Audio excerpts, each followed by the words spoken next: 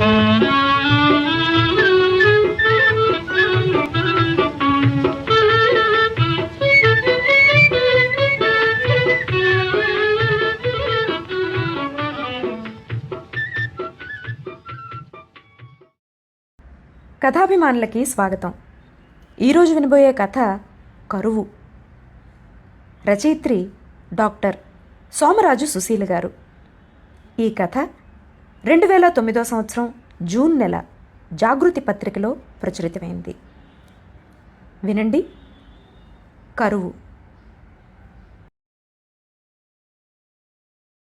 చాలా సంవత్సరాల క్రితం ఒకరోజు నేను మా ఫ్యాక్టరీలో మంచి పనిలో ఉండగా ఇంటి నుంచి ఫోన్ వచ్చింది. పెద్దమ్మగారు మాట్లాడతారట అని అంటూ మా పిఏ నా చేతికి ఫోన్ ఇచ్చింది. పెద్దమ్మగారంటే మా అమ్మ, చిన్నమ్మగారంటే మా అత్తగారు, ఫ్యాక్టరీ అమ్మ అంటే నేను. ఈ విధంగా మేము ముగ్గురమ్మలం మా సామ్రాజ్యాన్ని పరిపాలిస్తూ ఉండేవాళ్ళం అన్నమాట. మా అమ్మ సాధారణంగా నాకు ఫోన్ చేసేది కాదు. మా అత్తగారు మాత్రం కాఫీ పొడి అయిపోయిందనో, రిజిస్టర్ ఉత్తరం వచ్చిందనో, కరెంటు ఒక ఫేజ్ రావడం లేదనో ఏదో ఒక పని మీద 2-3 సార్లు అయినా చేసేవారు. మా అమ్మ అలాంటి గృహ నిర్వహణ సమస్యలు పట్టించుకునేది కాదు. ఎంతైనా ఆవిడకి మా ఇల్లు కూతురిల్లే కదా, అందుకని ఎంతలో ఉండాలో అంతలో ఉండాలని తరచూ అంటూ ఉండేది. తనకి చేతనైన పని చేసి ఏదో ఒక పుస్తకం చదువుకుంటూ ఉండేది. ఈ సమయంలో అంత అర్జెంటుగా ఆవిడ ఫోన్ ఎందుకు చేసిందా అనుకుంటూ ఫోన్ తీసుకొని, ఏమిటమ్మా అని అడిగాను. రవి వస్తున్నట్టే ఇప్పుడే ఉత్తరం వచ్చింది అంది. ఎప్పుట్టా అన్నాను. బహుశా మళ్ళీ నెల 16న. ఇంకా రిజర్వేషన్ కన్ఫర్మ్ అవ్వలేదుట. ఇంటికి వచ్చాక నీతో కొంచెం మాట్లాడాలి అంది. ఏముంటాయిలే, నువ్వు నాకు చెప్పేవి నేను వినవలసినవి, ఇంటికి వచ్చాక మాట్లాడుకుందాం అని ఫోన్ పెట్టేశాను. రవి అంటే మా ఒక్కగానొక్క తమ్ముడు, నాకన్నా 14 ఏళ్ళు చిన్న. మా అమ్మా నాన్నలకి 4 ఆడపిల్లల తర్వాత ఎన్నో పూజలు వ్రతాలు చేశాక మురిపిస్తూ పుట్టిన గారాబాల కూచి. పాపం వాడు ఉద్యోగస్తుడవటం మా నాన్న చూడనే లేదు. రవి బాగా చదువుకుని ఎవరి సహాయ సహకారాలు లేకుండానే గవర్నమెంట్లో పెద్ద ఉద్యోగం సంపాదించుకున్నాడు. పోస్టింగ్ మాత్రం అస్సాంలో, అందులోనూ ఎక్కడో అడవుల్లో. అప్పట్లో సెల్ ఫోన్ల వాడకాలు, విమానాల్లో ప్రయాణాలు సామాన్యులకు అంతగా అలవాటవ్వలేదు. అందుకే వాడెప్పుడూ 4 రోజులు ప్రయాణం చేసి రైల్లోనే వచ్చేవాడు.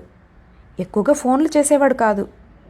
ఇన్లాండ్ కవర్ మీద అమ్మ పేరున నెలకొక ఉత్తరం రాసేవాడు. దాన్ని ఆవిడ మళ్ళీ ఇంకో ఉత్తరం వచ్చే వరకు భగవద్గీతలాగా పారాయణం చేసేది. కొడుకంటే అంత ప్రేమ ఎందుకని మా అక్క చెల్లెళ్ళు, మా పిల్లలు అందరం ఆవిడ్ని వెక్కిరిస్తూనే ఉండేవాళ్ళం. కానీ ఆ విషయంలో మాత్రం మా ఎవరినీ ఖాతరు చేసేది కాదు. రోజు ఫ్యాక్టరీ నుంచి ఇంటికొచ్చాక ఎవరితోనూ ఏమీ మాట్లాడకుండా తిన్నగా నా గదిలోకి వెళ్ళిపోయి ఒక అరగంట మంచం మీద దొల్లడం నాకు అలవాటు. ఆ సమయంలో ఎవ్వరూ నా జోలికి వచ్చే ప్రయత్నం చేయరు. కానీ ఆవేళ మాత్రం మా అమ్మ మంచినీళ్ళ గ్లాసుతో నా గదిలోకి వచ్చి నీళ్లు బల్ల మీద పెట్టి కుర్చీ లాక్కుని కూర్చుంది. ఆవిడ అలా ఎందుకు చేస్తోందో మాత్రమే కాకుండా నాతో ఏం మాట్లాడాలనుకుంటుందో కూడా నాకు తెలుసు. రవి వస్తున్నాడని తెలియగానే ప్రతి 6 నెలలకి జరిగే కథే ఇది. ఉసిరికాయలేనా అని అడిగాను. అవునే, మీ రాజుగారి తోటలో చెట్టుకి ఎప్పుడు కాయలు ఉంటాయంటావు కదా, 1 కిలో తెప్పిస్తే చాలు అంది. ఏం బాగుంటుందమ్మా, నేను ఆయన్ని పలకరించి 1 ఏడాదైంది. ఏవేవో సమస్యల్లో ఉన్నారట. ఇప్పుడు ఉసిరికాయల కోసం పలకరిస్తే ఏమనుకుంటారు? చూద్దాంలే, ఇంకా చాలా టైం ఉంది. అయినా ఇంట్లో కొలువు తీరు నూరగాయలు చాలవా, నీకంతా చాదస్తాం అని కొంచెం విసుగ్గా అన్నాను. మా అత్తగారిని నేను ఎంత విసుక్కున్నా ఆవిడేం పట్టించుకోరు.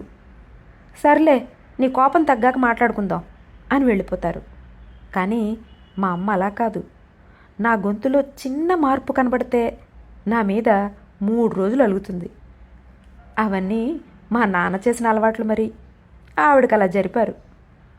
అమ్మ గబుక్కును కుర్చీ జరిపి లేచి మాట్లాడకుండా వెళ్ళిపోతుంటే, సర్లేవే, రేపు ఆయనతో మాట్లాడి డ్రైవర్ని పంపి తెప్పిస్తాలే అన్నాను.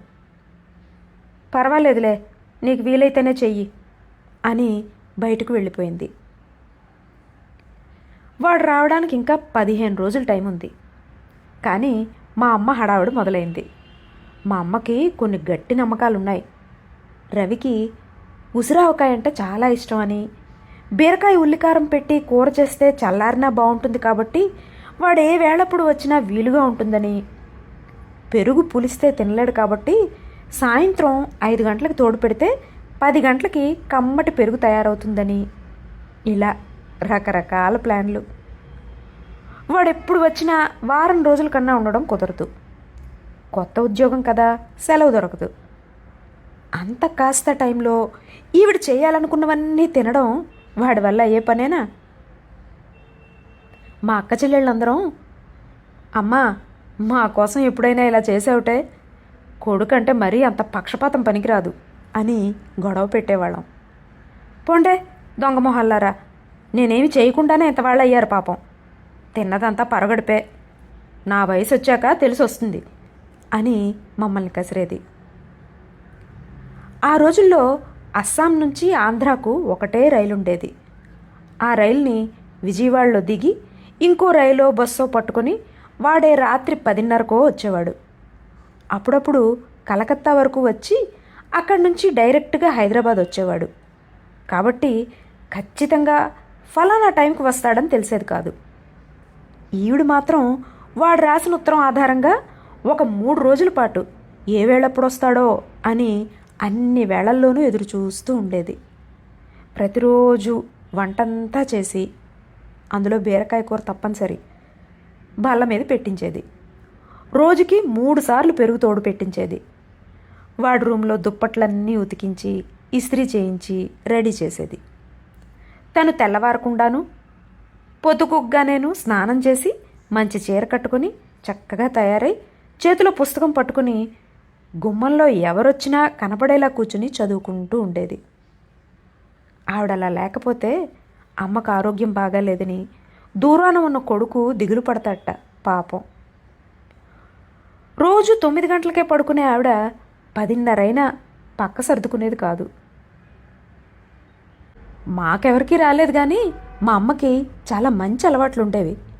ఎప్పుడూ ఇంట్లో ఉన్న ఆడవాళ్ళు పిల్లలు మంచి బట్టలు కట్టుకుని సంతోషంగా ఉండాలని, అలా చేస్తేనే లక్ష్మి నిలుస్తుందని ఆవిడ నమ్మకం.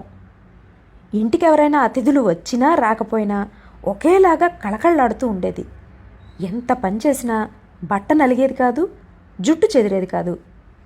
ఇప్పుడు ఆడపిల్లలు ఇంట్లో ఉన్నంతసేపు నైటీలతో తిరుగుతూ చాలా అందవిహీనంగా కనిపిస్తారు.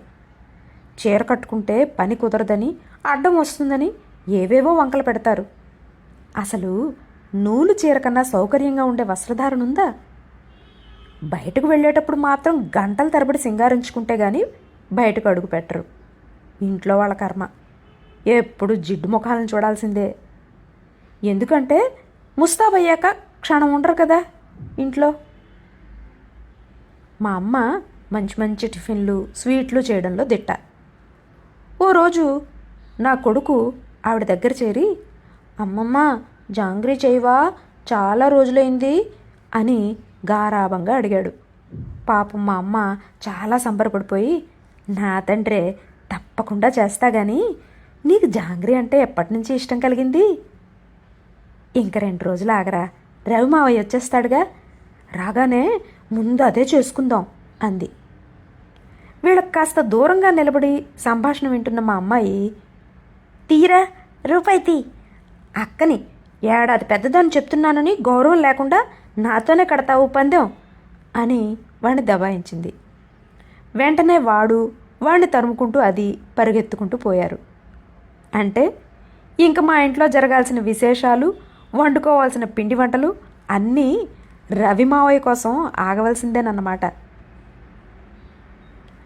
అలా ఆవిడ ఎదురు చూడగా వాడు రావడము, వారం రోజులు ఇట్టే గడిచిపోవడము అయ్యేది. వాడున్నన్నాళ్ళు ఇంటి నిండా అమ్మవైపు బంధువులే. మా పిన్నిలు, మావయ్యలు, అత్తయ్యలు అందరూ ఏదో ఒక టైంలో వచ్చి తొంగి చూసి వెళ్ళిపోయేవారు. పిల్లలందరికీ కనీసం ఒక హోటల్లో టిఫిన్లు తినే కార్యక్రమం, 2 సినిమాలకు వెళ్ళడం ఉండేది. కానీ జీవితంలో మంచి మంచి సందర్భాలన్నీ ఎప్పుడో అప్పుడు ముగుస్తాయి కదా.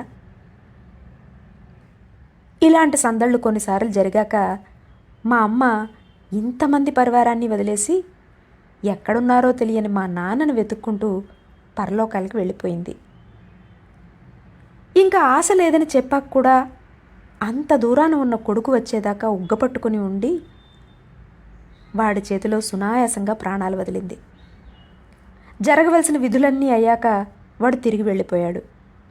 వెళ్ళేటప్పుడు అమ్మ లేకపోయినా 6 నెలలకోసారి వస్తుంటాలే, నాకు మాత్రం ఎవరున్నారక్క, మీ అందరిలో అమ్మను చూసుకోవడమేగా అని బాధపడ్డాడు. చూస్తుండగానే 7-8 నెలలు గడిచిపోయాయి. అందరం రొటీన్లో పడిపోయాం. రోజుకు ఒకసారైనా ఏదో ఒక సందర్భంలో అమ్మని గుర్తు చేసుకుని నవ్వుకోవడమో బాధపడమో చేసేవాళ్ళం. మా అత్తగారు చాలా డీలా పడిపోయి అన్నిటికీ నన్నే సలహాలు అడిగేవారు.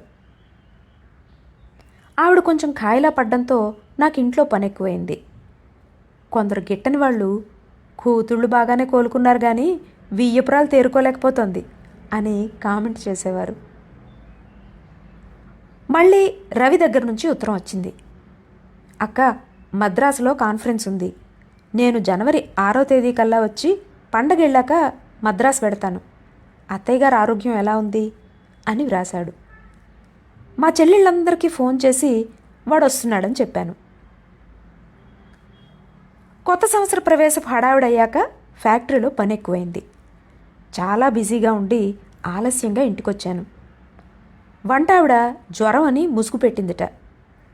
ముందు చెప్పలేదేం అని అత్తగారిని అడిగితే వంట వేళకు లేస్తుందేమో అని అనుకున్నాను అన్నారు. ఫ్రిడ్జ్ తీసి చూస్తే ఒక్క కూర కాదు కదా, పచ్చిమిరపకాయలు కూడా లేవు. అందరి మీద అరుస్తూ బుట్టలో ఉన్న 4 బంగాళదుంపలు వేయించి చింతకాయ పచ్చడి నూరి చారు పెట్టాను. మా ఇంట్లో పెద్ద కరివేపాకు చెట్టు ఉంది, ఎంత చారైనా పెట్టుకోవచ్చు. పొద్దుటి పాలు ఎవరూ తోడు పెట్టలేదు, ఫ్రిడ్జ్లోనూ పెట్టలేదు. దాంతో ఆ పూటకు మజ్జిగ లేనట్లే. మా ఆయన నన్ను చూసి భయపడి మాట్లాడకుండా తినేసి వెళ్ళి పడుకున్నారు. నా మట్టుకు నాకు మా ఆయన భోజనం అయిపోతే ఇంట్లో పనులన్నీ అయిపోయినట్లే. ఏదో ఒకటి తినేసి తలుపులన్నీ వేసి పడుకున్నాం. నిద్ర పట్టబోతుండగా కిటికీ దగ్గర అలికిడైనట్లయింది. ఎవరో దొంగలు వచ్చినట్లున్నారండి, మసులుతున్నారు అని మా ఆయన్ని లేపాను. ఇంకా 11 అవ్వలేదు, ఇంత పెందరాడే ఏ దొంగ రాడు అన్నారు. ఇంతట్లోకి అక్క, నేను రవిని, తలుపు తీయండి అని వినిపించింది. మీ తమ్ముడు వచ్చినట్లున్నాడు, వెళ్ళు అని లైట్ వేశారు. వస్తున్నా నాన్న అని బయటకు పరిగెత్తాను. తలుపు తీసి చూస్తే 3 రోజులు ప్రయాణం చేసి తుక్కైపోయి ఇంటికొచ్చిన బిడ్డ. నా గుండె నీరైపోయింది. ఈవేళ 6వ తారీఖా? ఎలా మర్చిపోయాం అందరం? ఇంకా ఏడాదన్నా కాలేదు. ఓ ఎదురు చూసేవాళ్ళు లేరు, బల్ల మీద ఉసిరావకాయ లేదు, బీరకాయ కూర లేదు, కమ్మటి పెరుగు లేకపోతే మానే పుల్ల మజ్జిగన్నా లేదు. ఎంత దుఃఖం వచ్చిందో. అమ్మ లేనంత మాత్రాన ఇంత దారుణంగా ఉంటుందా అనుకుంటూ వాణ్ణి పట్టుకొని, అమ్మ లేదు కదరా కన్నా, ఇంకంతా కరువే అని బావురుమన్నాను. ఇది కరువు, తీరని కరువు. ఇది ఈసారికి.